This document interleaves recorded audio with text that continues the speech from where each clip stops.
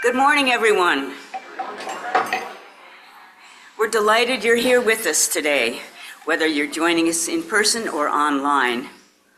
This community embraces every person with open arms, just as you are. No matter your background, your beliefs, whom you love, or what path you're walking, you are truly welcome in this space.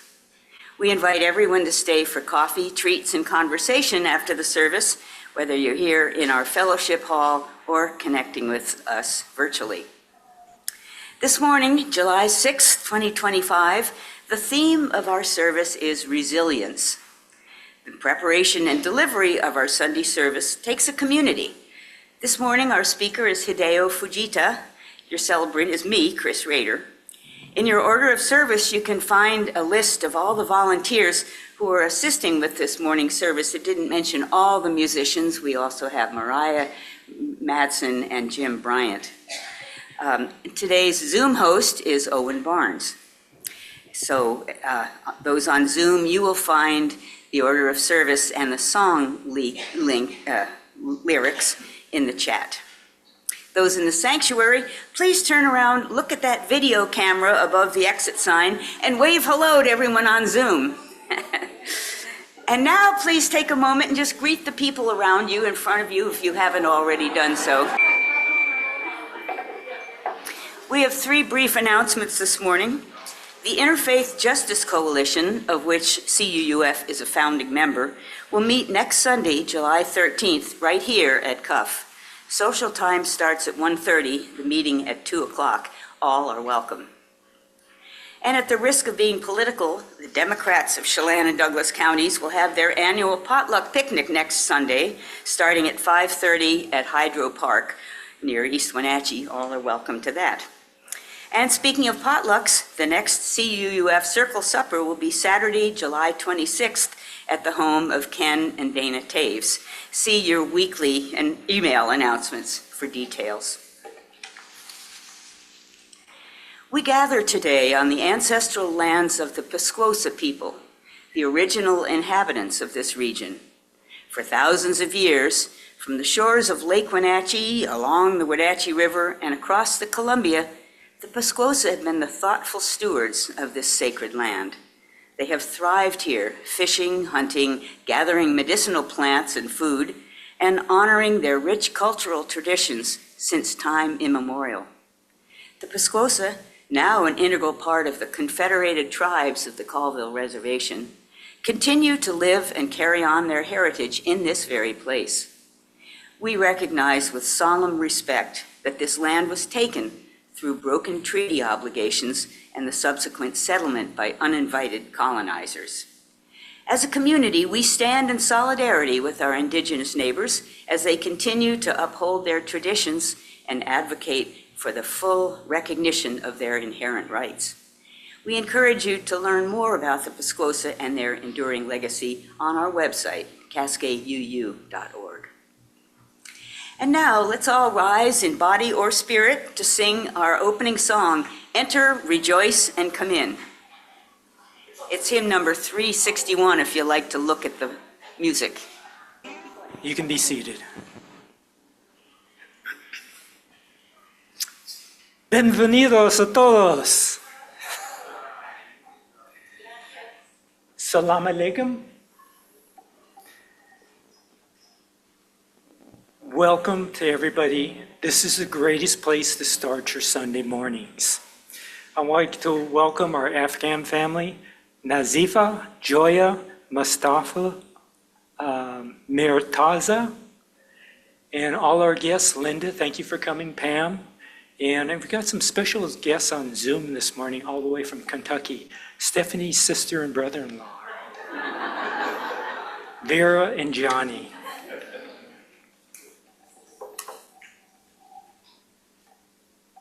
The unsung architects.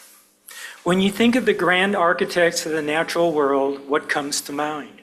Maybe the towering redwoods, silent sentinels reaching for the sky, or the industrious ants, their colonies, vast unseen empires beneath our feet. There is another master builder whose quiet persistence shapes entire landscapes supporting diverse ecosystems? I'm speaking of the beaver. The beaver, with its flat tail, webbed feet, buck teeth, is a true engineer. I should know I'm one of them.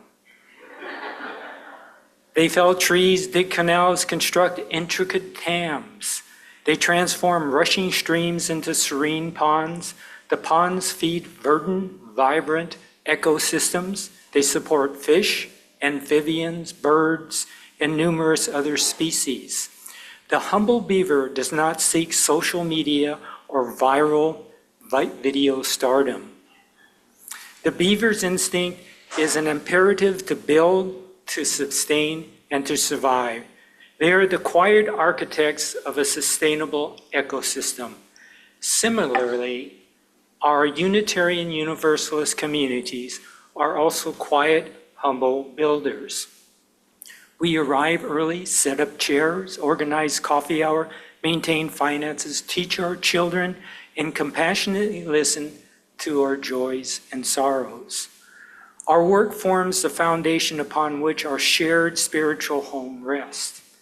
Today we delve into the gifts of our quiet builders, both the natural world and within ourselves. Through an allegory of beavers and our living Unitarian Universalist principles, we touch upon a profound Japanese concept, shikata ganai. Shikata ganai, this isn't a phrase of resignation, but rather one of quiet acceptance, not of defeat, but of circumstances beyond our immediate control. And from that acceptance, a strength emerges, a clear path forward, a tenacious spirit to rebuild. And now we will go to our chalice lighting. There we are. We light this chalice today, a symbol of our Unitarian Universalist faith, and in doing so, we kindle the flame of resilience within ourselves and our community. May its warmth remind us of our enduring spirit, our capacity for renewal, and our interconnected strength in the face of life's challenges. Please join in saying the words on the screen or in your order of service. As we light this chalice as a symbol of our faith, we kindle the flame of resilience within ourselves and in our community.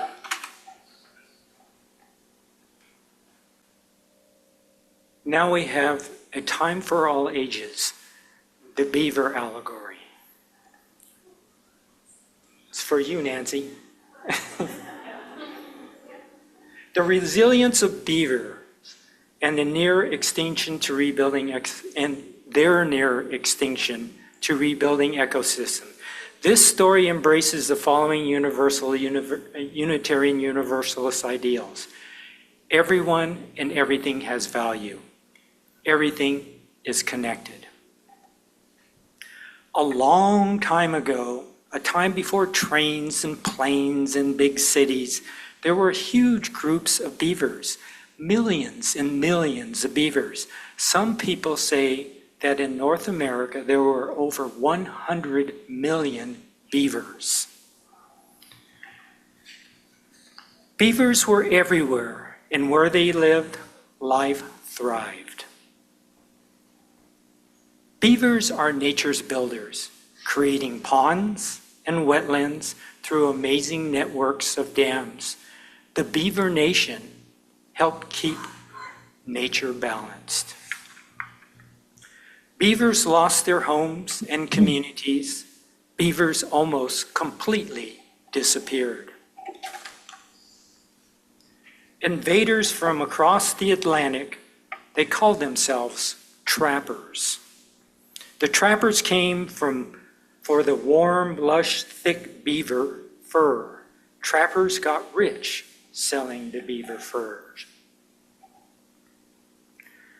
Beavers did not know how to protect themselves. When the trappers first came, they ran up to the trappers to greet them. They didn't understand predators. They didn't understand what these two-legged invaders were about. The trappers destroyed the beaver's way of life that connected them to the land. Then something terrible happened. More and more and more trappers came to invade the beaver colonies. Word quickly spread throughout the beaver community. Their lives were in danger. They needed to stay away from these trappers. The poor beaver colony was in shock. They mourned the loss of their friends, their family, and their entire communities. No one spoke up for the beavers. If they could, they would have protested. They had no way to be heard. Like a plague of locusts, the trappers and the loggers didn't stop until the land was destroyed. The beavers disappeared, the trees were cut down, the land was left to die. The results were terrible. The beaver communities were wiped out. Their dams, which held back water and made homes for many creatures, were destroyed. The ponds dried up, and all the life depended on them disappeared.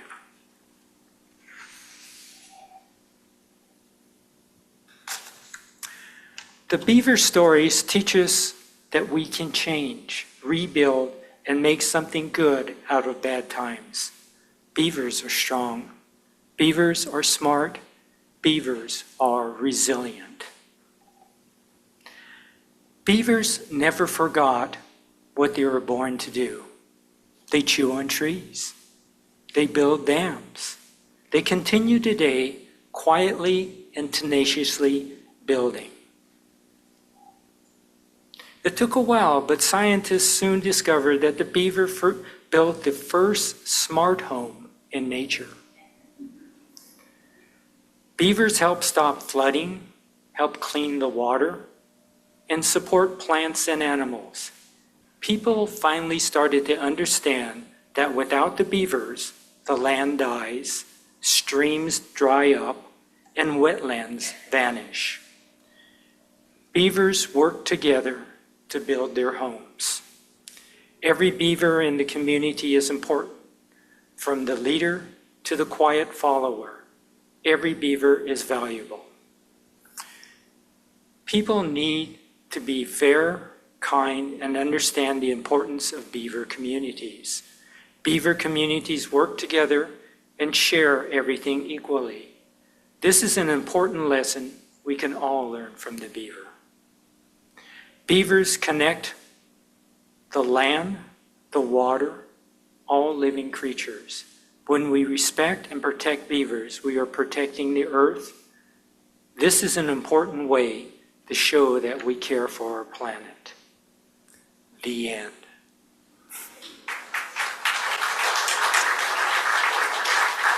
And now for the children in the room, we form an arch in the middle of the aisle. Huh? Okay, go in. Children, why don't you come up to the front? Go with each other to find meaning in the spirit of love that we share. Hello with each other. That was wonderful. Thank you. In the spirit of love that we share. And now is the time in our service when we get to hear from one another, to share things that have recently happened that have meaning for us, to honor life events that impact us in a deep personal way. It's not a time for political statements or advertising, but a time of reverence. Please say your name, share your brief remarks, and light a candle.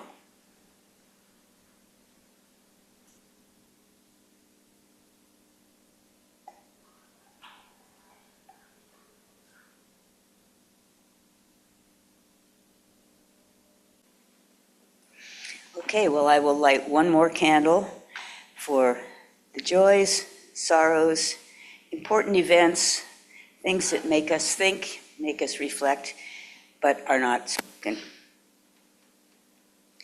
And now, as we hear some music, you're welcome to sing along or hum along to this next song.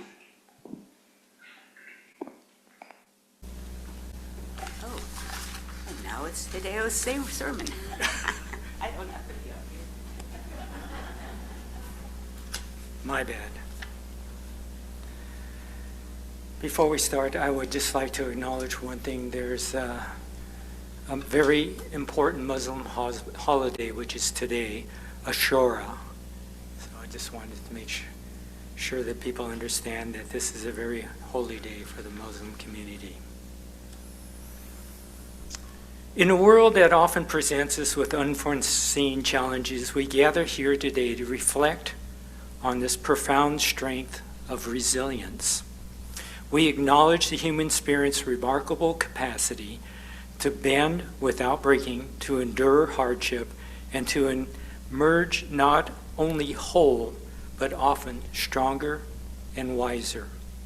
Today we explore this powerful trait, understanding that resilience is not about avoiding difficulty, but rather finding our way through hardships with grace and determination.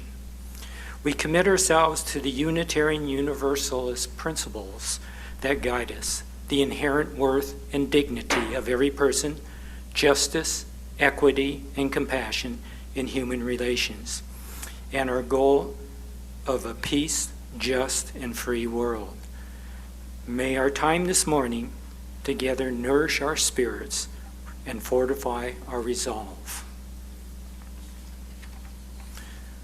Resilience is our ability to trudge through tough times.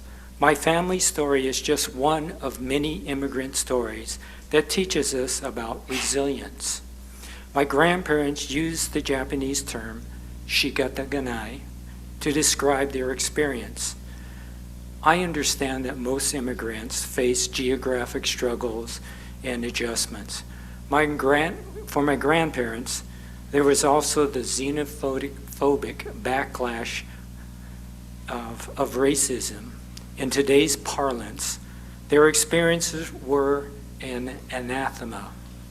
Think of a process of a very crude, harsh, large-scale hazing on steroids. In 1894, my grandparents immigrated from Japan. They were full of hope and dreams for a better life.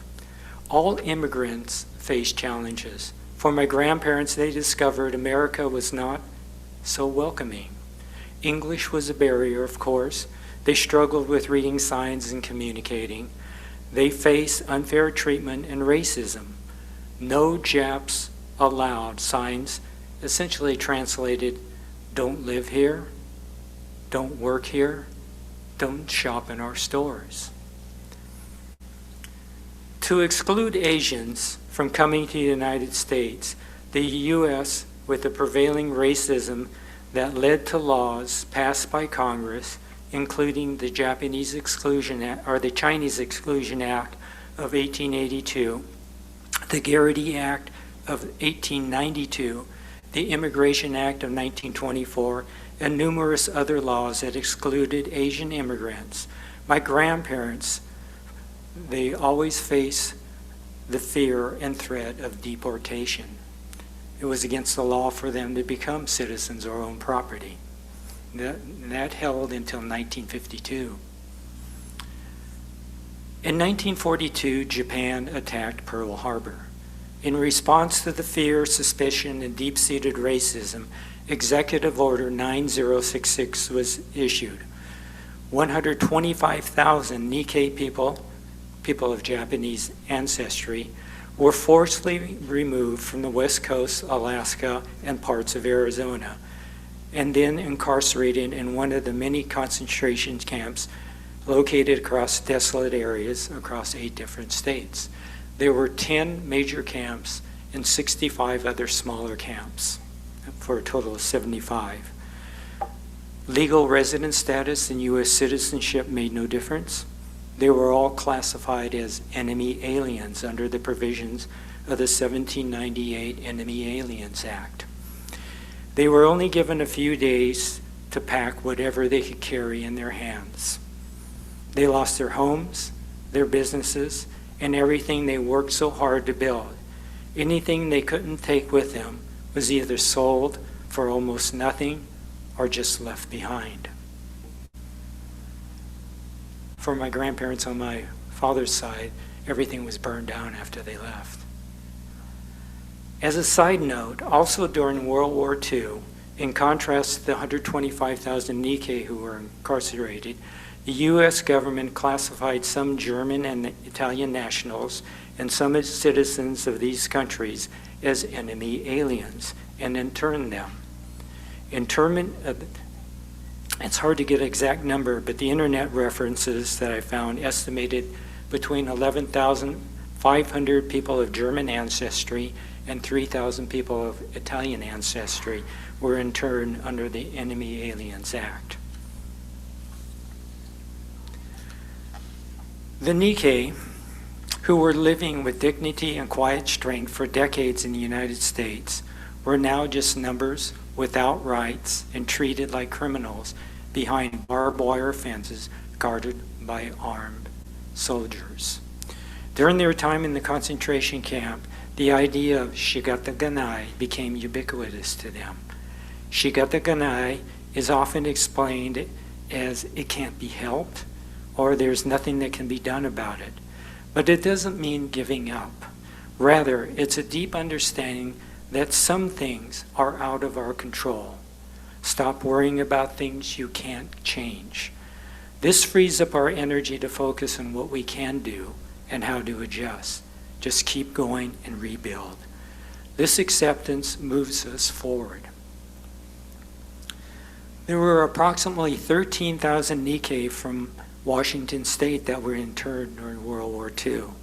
The circuitous route to the concentrations began at temporary assembly centers, such as Camp Harmony, located in the Puyallup Fairgrounds, where many ended up being housed in horse stalls. Most Nikkei from Washington State were sent to Minidoka War Relocation Camp near Hunt, Idaho, especially those from the Seattle area. Tule Lake War Relocation Center in California, many from rural western Washington and some from Bellevue and Kent. Heart Mountain Relocation Center in Wyoming for those that lived in Yakima and the eastern counties. That was where my aunt ended up. California and some Alaskans were also sent to Camp Harmony in Puyallup before being moved to other camps. My grandparents didn't spend time thinking about how unfair it was and what they had lost. Even though the pain had been huge, they practiced shikata ganai. They focused on what they control, their attitude, their spirit, and their dedication to the family. Inside the camps, they shared and started schools, grew gardens, and built strong community. They found ways to create order and meaning in the very confusing and difficult situation that they faced. This isn't about ignoring their pain, but using their energy to survive and eventually find hope. After the war, they left the concentration camps. They had few material things outside of themselves. Inside of themselves, they carried resilience. They didn't have homes, but they had each other.